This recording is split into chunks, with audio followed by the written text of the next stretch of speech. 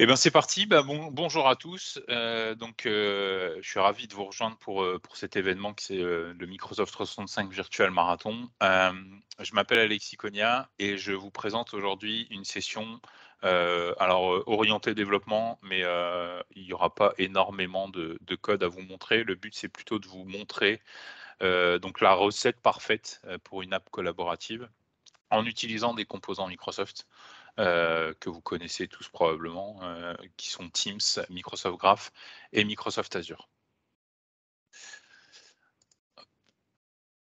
Donc merci aux sponsors, pour cette super événement, qui dure depuis un petit moment maintenant, et qui permettent de réaliser tout ça.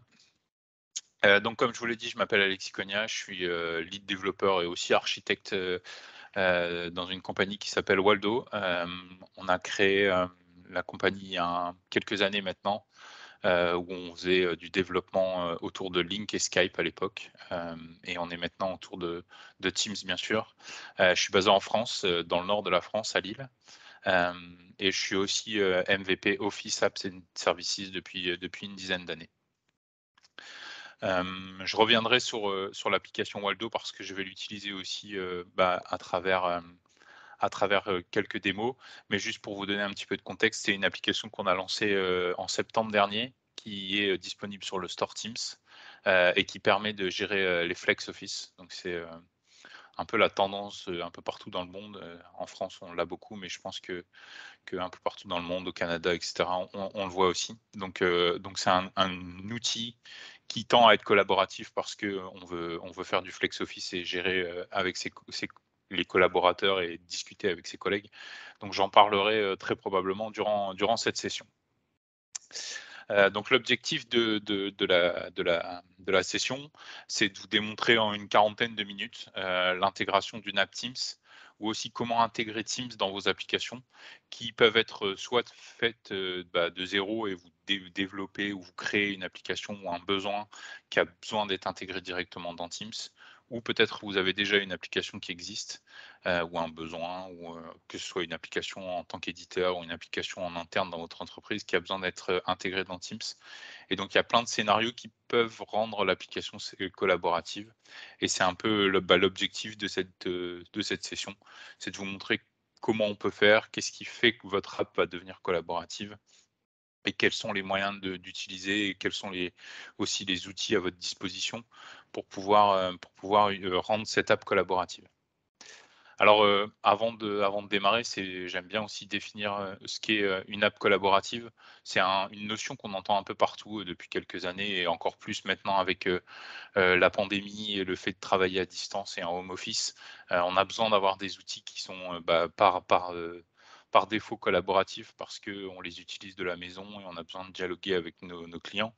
Donc, quand on parle de notion collaborative, on parle forcément de chat, de visioconférence ou de tableau blanc. Par définition, Teams est une application collaborative, mais elle peut l'être aussi, pas forcément avec, des outils, temps réel comme la vidéo, le chat et cetera, mais aussi en utilisant quelques fonctionnalités qui la rendent collaborative. Et par exemple, partager une application, des informations avec les collaborateurs, ou avec ses collègues. J'ai, besoin, alors je vais vous montrer, avec le premier exemple que j'ai défini ici, par exemple une application de recrutement où on va avoir des postes et des positions d'ouvertes, et on a besoin par exemple de dialoguer ou de discuter sur des interviews ou, des candidats, qu'on a rencontrés, et au lieu de dire, va te connecter sur le lien de l'application pour, voir les informations, je vais les partager directement dans un espace de collaboration, avec les outils, et c'est aussi, pouvoir, accéder très facilement avec, depuis n'importe quel outil aux informations de cette application.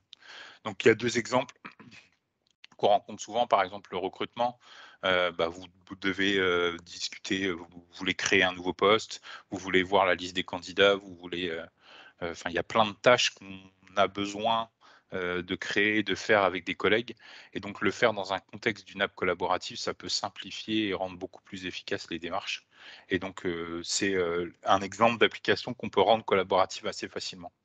Ou une application de gestion de planning. Alors il y en existe par défaut dans Teams, hein, avec Planner, avec, les tasks et cetera. Mais parfois on a besoin d'avoir des tâches ou des applications très spécifiques.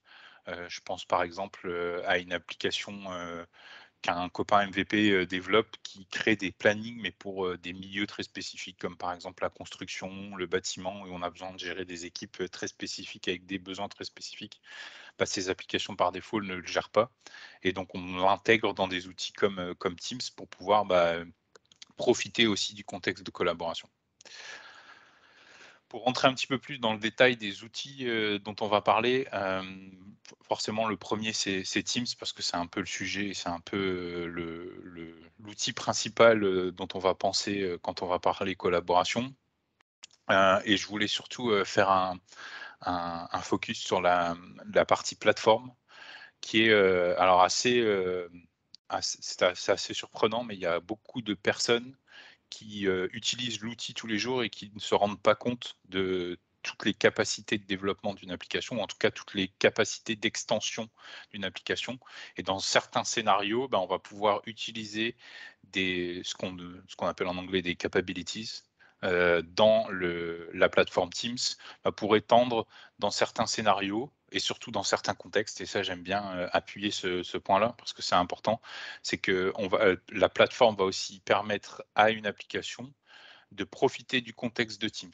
Et en fait, quand on parle de contexte, c'est par exemple, je vais ajouter un tab, donc qui est ici, pardon ici, juste ici, où on va pouvoir, en fait, rendre une application web qui est hébergée à l'extérieur, l'afficher dans Teams et rien que le fait de l'afficher dans Teams et d'ajouter quelques petites fonctionnalités dans ce site web, profiter du contexte et donc de pouvoir profiter de l'authentification de l'utilisateur. L'utilisateur pourra se connecter à son compte Teams, lancer l'application, il n'aura pas besoin de se réauthentifier, on va récupérer l'accès à son compte Office 365 sans aucune opération de sa part. Et donc on profite du contexte de sécurité et d'authentification pour pouvoir, en fait, avoir un accès authentifié à des ressources. Mais aussi ça peut être un contexte, de d'information où, on va utiliser un tab qui va être ajouté dans une équipe et dans un channel, dans un canal spécifique. Et par défaut, le fait d'afficher cette application dans le canal, on va récupérer, le nom du canal et aussi tous les membres de l'équipe. Je vous ferai une petite démo, après, par exemple avec Waldo, c'est ce qu'on a fait. Rien que le fait d'ajouter, le tab dans une équipe, on va pouvoir récupérer tous les membres de l'application. Tous les membres du groupe, pardon. Et donc après, on a plein de moyens d'étendre, l'application dans Teams. Je vous en montrerai quelques-uns, comme par exemple le Meeting Extension qui correspond à peu près à la même chose qu'un tab, mais dans le contexte d'un meeting. Les Message Extension qui permettent de partager du contenu un peu plus riche que des messages, simples, en texte et donc de mettre en forme avec des données qui viennent de votre application dans Teams et donc de dire par exemple, je vais, pour, par exemple une application RH, je vais rechercher un poste particulier parce qu'on en a besoin de le discuter et ce poste, je vais l'afficher dans mon message et rajouter des informations, mais la mise en forme, en fait, du poste est faite automatiquement par les message extensions. Les bots, c'est quelque chose qu'on connaît tous, je ne vais pas rentrer dans le détail, mais on peut automatiser certaines tâches, dans Teams avec ça. Je vous remontrerai par exemple aussi avec Waldo ce qu'on a fait pour la rendre collaborative aussi. Et puis plein d'autres applications qui sont là un petit peu plus spécifiques, mais à utiliser dans votre application pour rendre afficher des task modules, c'est comme des pop-up en fait, comme on utilise sur le web, pour donner un petit peu plus de contexte et après, la partie, connecteur, c'est pour là, depuis une application externe, pousser des informations dans Teams et les afficher dans certains canaux. Et à côté de tout ça, la plateforme Teams, elle est adossée ou en fait, elle s'appuie sur plein de composants qui sont aussi dans l'environnement de Microsoft et que vous connaissez sûrement. C'est SharePoint, c'est PowerPoint, le bot framework qui est lié au bot et plein d'autres technologies et notamment le Microsoft Graph et les Adaptive Cards. Je vais vous en reparler un petit peu plus en détail juste après. Le Microsoft Graph, je rentre pas forcément beaucoup dans le détail parce que je pense que vous connaissez tous, cette API qui est en fait, une interface de programmation, pour les développeurs principalement. On peut l'utiliser dans d'autres contextes, mais principalement pour les développeurs, qui va permettre en fait, de récupérer en tant qu'un utilisateur ou en tant qu'une application, toutes les informations qui sont en fait hébergées et qui sont générées par Microsoft 365. Et plus on avance, plus il y a énormément d'informations. Et c'est notamment des informations que les développeurs qui ne sont pas spécialisés sur Teams ne se rendent pas compte.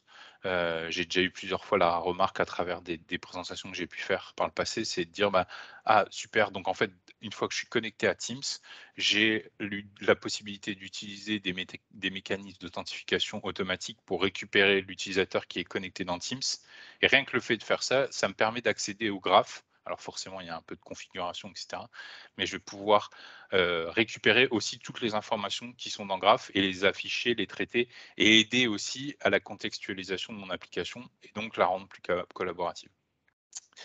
Et le dernier service qui est un service Azure, sur lequel je veux aussi, vous faire une petite démo, et c'est intéressant de savoir, ce qu'il est capable de faire. Il n'y a pas forcément, beaucoup de personnes qui le connaissent pour le moment, mais il s'agit du service Azure Communication Service qui a été lancé il y a quelque temps maintenant, qui est ce qu'on appelle un service, CPaaS pour Communication Platform as a Service, qui est hébergé et qui est en fait, mis à disposition dans Microsoft Azure.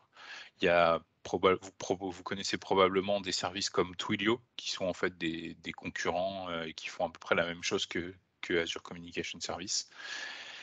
Le gros atout de cet outil-là, en plus des fonctionnalités, basiques de ce qu'on attend d'une plateforme CPaaS, c'est-à-dire de pouvoir utiliser de l'audio, de la vidéo, du partage d'écran, de l'intégrer dans des applications à travers différents outils, et différents SDK, et donc de réunir des utilisateurs à travers, un canal audio-vidéo, ou aussi le chat, ou aussi de la téléphonie.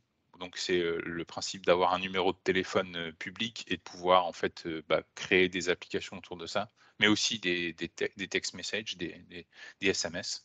Hem et comme je le disais, le gros avantage et je pense l'atout avant tout d'Azure Communication Service, c'est qu'il propose en plus de ça une interopérabilité native avec Microsoft Teams. Et en fait, ça va permettre, à des développeurs ou à plein d'autres, utilisateurs qui ont des idées de scénarios, de pouvoir intégrer les médias de communication qui viennent de Microsoft Teams dans leur propre application.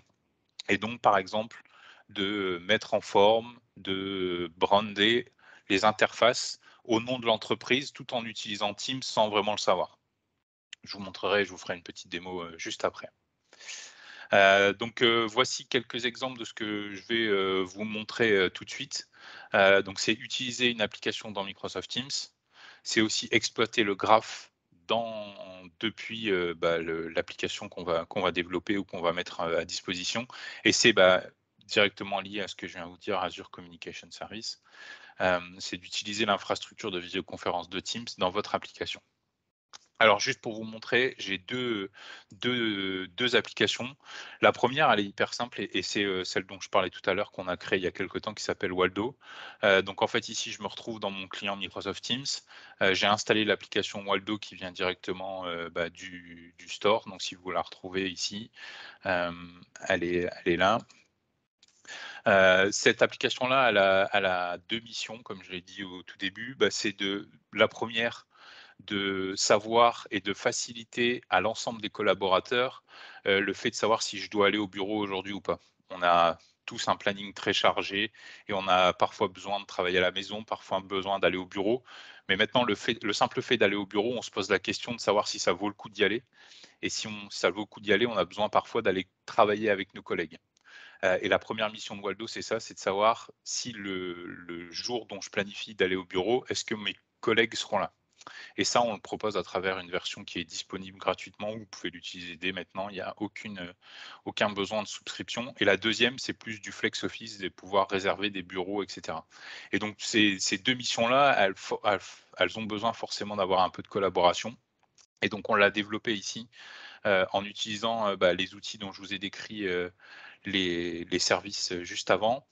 Par exemple, ici, lorsque je me connecte, le bot va me proposer, alors on va le reprendre ici, mais par exemple, je vais avoir un ensemble de services, je vais remonter un peu pour vous montrer, mais on va avoir un ensemble de questions qui vont être proposées. Je ne sais pas si je vais la retrouver juste ici. Non, mais c'est pas très grave. Mais par exemple ici, j'ai réservé un bureau et par défaut, il va me donner le nom des collègues. Donc ça forcément donne un peu plus de collaboration à mon application. Ici, on a utilisé le Microsoft Graph pour récupérer automatiquement tous les collaborateurs avec lesquels j'ai l'habitude de travailler. Donc en fait, c'est mes collègues et d'un simple coup d'œil, je vais pouvoir voir que, le collègue ici, Rachel, est là lundi, mardi, et que le reste de la semaine, elle sera au bureau et elle sera située dans une zone en particulier. Et toutes ces informations-là, en fait, on les récupère en se connectant avec Teams, en récupérant l'authentification de l'utilisateur qui est ici. Il n'a pas besoin de ressaisir ces informations. On va analyser en fait les chats avec ces chats Teams et en fait, les plus récurrents vont devenir ces collègues qu'on va définir ici. Alors forcément, après, on peut les ajouter. On utilise ici des composants et des informations qui viennent du graphe pour enrichir et donc contextualiser ce que je disais tout à l'heure, contextualiser l'application. My Team et les direct reports, c'est exactement pareil. C'est des notions qui sont exposées par le graphe directement pour les utilisateurs et pour les développeurs. Et donc ici, on l'utilise pour ça. La partie chat, je vous l'ai montré tout à l'heure, mais si je veux par exemple vous montrer un peu de contextualisation pour la partie Waldo, et ben ici j'ai une team qui s'appelle Waldo Friend avec un canal qui s'appelle General et j'ai un onglet Waldo ici. Et quand je clique dessus, automatiquement ce tab va profiter du contexte du canal et de l'équipe pour m'afficher tous les membres de l'équipe automatiquement. Et j'ai pas d'autre configuration à faire. Donc si je reclique ici et que je vais par exemple dans Waldo, je vais le chercher, hop, je vais le rajouter. J'ai pas d'opération particulière à faire si ce n'est que valider. Et quand je vais ajouter le tab, boum, automatiquement je récupère l'information. Et donc ça, ça me permet de collaborer et de rendre plus interactive la façon dont je vais travailler. Voilà un petit exemple pour Waldo. Je voulais aussi vous montrer une application que j'ai développée juste pour vous faire un petit scénario très simple. Donc c'est une application qui est, alors je vais la retrouver ici. Une application qui est très simple, qui est illustrée de l'exemple que je vous ai donné tout à l'heure sur la partie ressources humaines. Donc en fait, j'ai des positions, qui sont, actuellement ouvertes, de CTO, de développeur ou de product manager et quand je clique dessus, j'ai la liste de tous les candidats qui ont postulé à cette information-là à ce poste-là, avec ces informations-là. Donc là, j'ai pas trop de contexte si ce n'est que je suis dans un site web, je sais que c'est ces informations-là et j'en sais pas plus. Si je veux pouvoir discuter de ce poste-là avec un de mes collègues, il va falloir que je prenne l'URL, que je la copie dans Teams, et cetera, et cetera. Donc ce que j'ai fait, c'est que j'ai créé l'application que j'ai publiée dans mon store interne qui s'appelle Xpen UC HR, qui est un tenant de test, et je l'ai installé dans mon environnement Teams. Quand je clique dessus, je peux par défaut l'ajouter dans une équipe, l'ajouter dans un chat et l'ajouter dans un meeting. Alors ça, c'est des modalités et des capabilities que j'ai ajoutées à travers en fait un fichier qu'on appelle manifeste qui compose l'application Teams. Une application Teams, ce n'est ni plus ni moins qu'un fichier zip qui contient un fichier JSON qui contient toutes ces modalités-là. Elle s'appelle Xpenduce HR, c'est la société Xpenduce qui l'a créée et elle a telle capabilities. Donc par exemple la possibilité d'ajouter un tab dans une équipe, dans un chat ou dans un meeting. Et donc si je l'ajoute ici, par exemple dans une équipe, je vais l'ajouter dans la partie helpdesk et je vais mettre en place le tab. J'ai une petite étape de configuration ici spécifique, justement pour dire je ne veux pas afficher tous les postes dans ce channel, mais je veux afficher par exemple le product manager. Je vais cliquer sur Save et automatiquement le tab va être ajouté.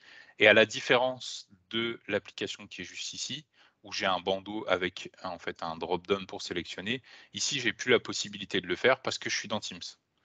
Parce que j'ai choisi que le post serait et donc je contextualise et quand j'ai besoin, de dire à mes collègues: «Bah, écoute, voilà, j'ai ajouté ce tab-là», par exemple, je peux, envoyer un message à d'autres collaborateurs pour leur dire alors ici, je connais pas les par défaut les membres, moi je suis tout seul, mais ça pourrait être, d'autres personnes. Si par exemple je rajoute Adèle,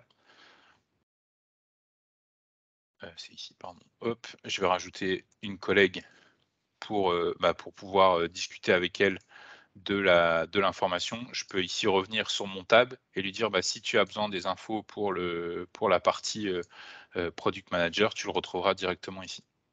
Donc en fait, c'est très simple. J'avais une application existante en web, je l'ai ajoutée à travers une application Teams dans Teams et ça s'affiche directement et je sais que, je peux, la rendre collaborative, ainsi.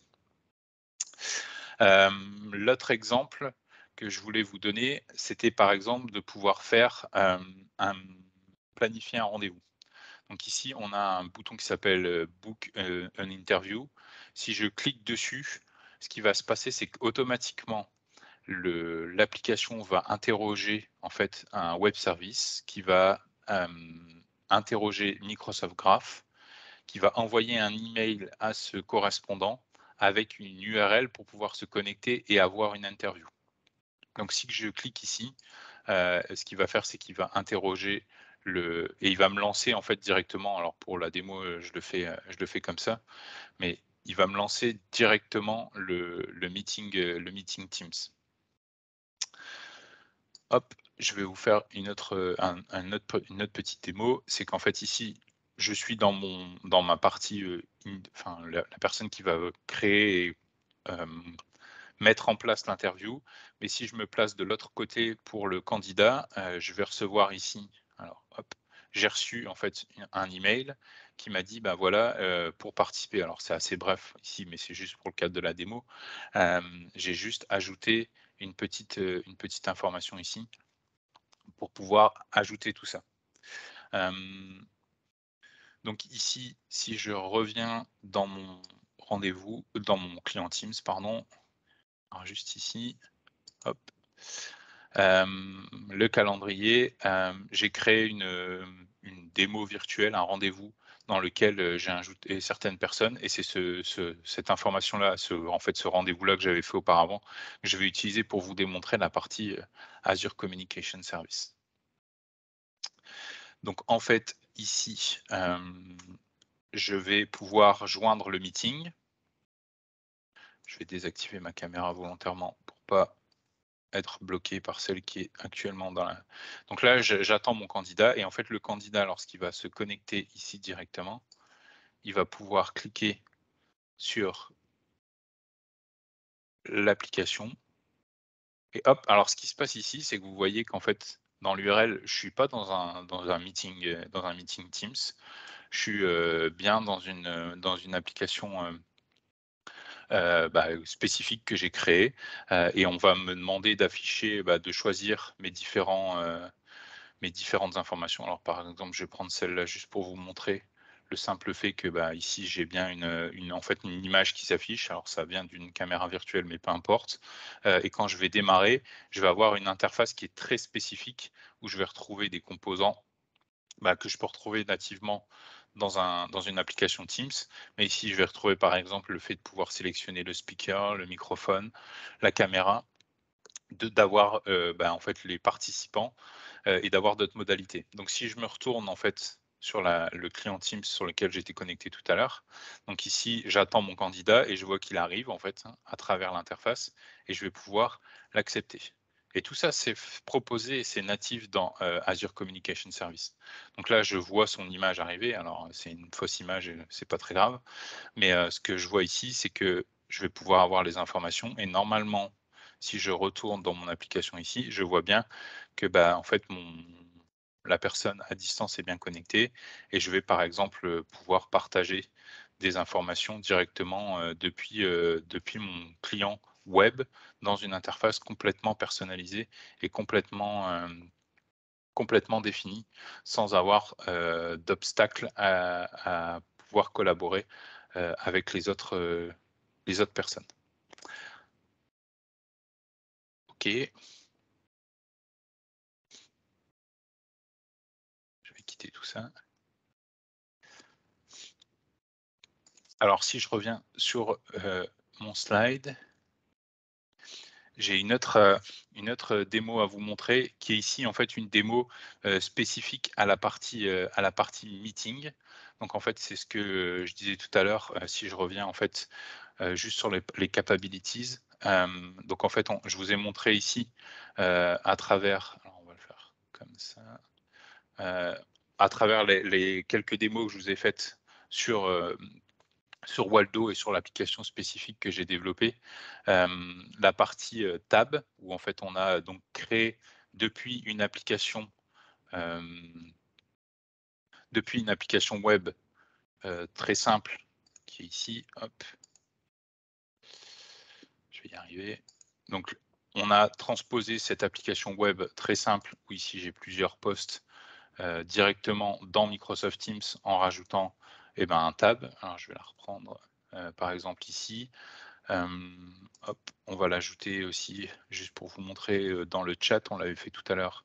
Mais si par exemple je prends ces 2 utilisateurs-là, boum, ici c'est pareil, on va avoir le même principe. Donc en fait ici on a bien, le fait de pouvoir collaborer, je l'avais montré tout à l'heure dans un tab qui est intégré à une application et à un channel spécifique, dans un contexte spécifique.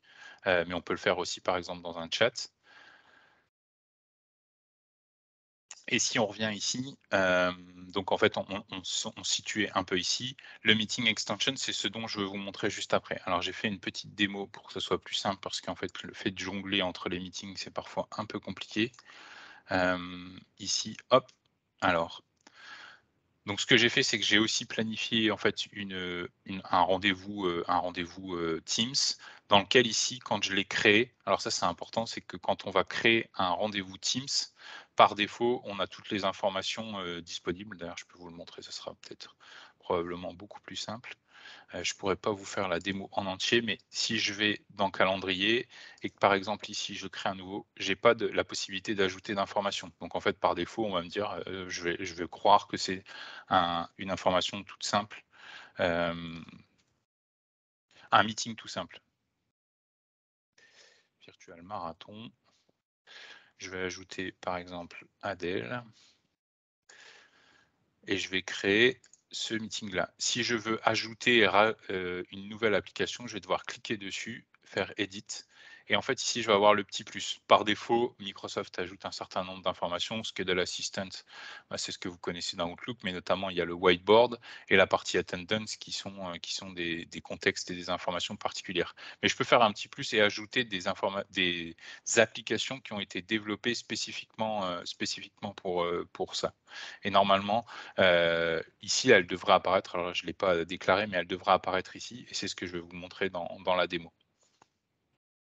Hop, si on switch ici. Donc en fait, c'est ce qui se passe ici. Je vais l'ajouter automatiquement et elle apparaît dans la liste dans la liste des applications automatiquement dans le contexte. Et lorsque je vais démarrer en fait mon application, je vais pouvoir aussi la retrouver. Donc là, sur le même principe que tout à l'heure, j'ajoute un post particulier parce que la démo le meeting dont on va, participer, veut parler d'une information ou d'un post particulier et donc en fait, on va le retrouver ici, directement. Et ici, hop, donc je retrouve exactement la même interface. Je suis un peu sur le même principe qu'un Teams, qu'une équipe, on va retrouver le même genre d'informations. Je peux même en ajouter plusieurs s'il y a plusieurs informations. Alors là, c'était pour le cadre de la démo, mais on peut très bien ajouter plusieurs tables avec plusieurs contextes différents dans le même meeting et on le retrouvera directement, vous allez voir juste après quand on va démarrer en fait le meeting, on va le retrouver directement dans l'interface. Et ça, donc on va le retrouver juste ici en haut en fait, hein. Vous allez avoir les informations et donc les tables qui vont être ajoutées directement dans l'interface Teams pour pouvoir collaborer de façon, très simple durant le meeting et ça s'affiche en fait de 2 manières. Alors j'ai pas exploité toutes les fonctionnalités, mais ici on va retrouver un tab juste à droite, pour parler des informations. Depuis quelque temps, il est aussi possible d'utiliser, une autre fonctionnalité dans les meetings pour vraiment donner encore plus de contexte et aider à la collaboration, c'est d'utiliser ce qui s'appelle le stage. Donc en fait, c'est de pouvoir non pas afficher des informations à droite de l'écran ici, mais plutôt au milieu. Donc en fait, par exemple, de la même manière que quand vous partagez un écran ou que vous partagez un PowerPoint, ça s'affiche en grand au milieu du client Teams. Ben là, c'est strictement pareil. C'est-à-dire que au lieu que ce soit un partage d'écran ou une application PowerPoint, et cetera, vous allez avoir votre information, votre, application qui va s'afficher en grand directement dans le meeting Teams.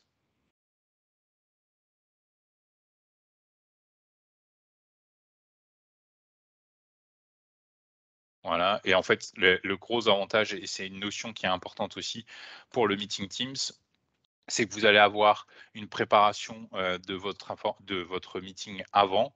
Donc je vais ajouter les posts dont je veux parler durant le meeting. Je vais ajouter un un table ou une notion particulière dans mon meeting pour donner un contexte et aider à la collaboration directement, mais je peux le retrouver aussi après et donc on pourrait très bien ajouter par exemple ici des notes ou des informations particulières dans l'application pour pouvoir, bah, en fait, aider et bah, au final, comme le but de cette session, c'était de vous montrer comment on peut rendre collaboratif des applications, en fait, directement à travers, toutes ces informations-là. Hop.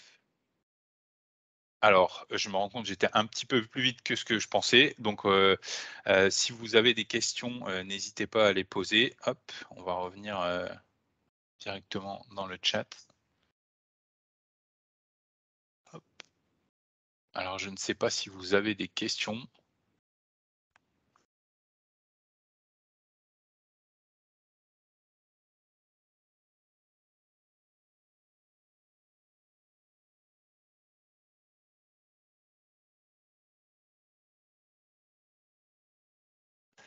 Alors surtout, n'hésitez pas à, alors je vais repartager.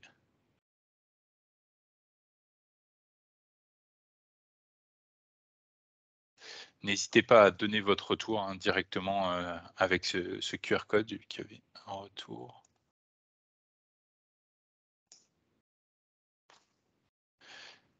Merci Guy.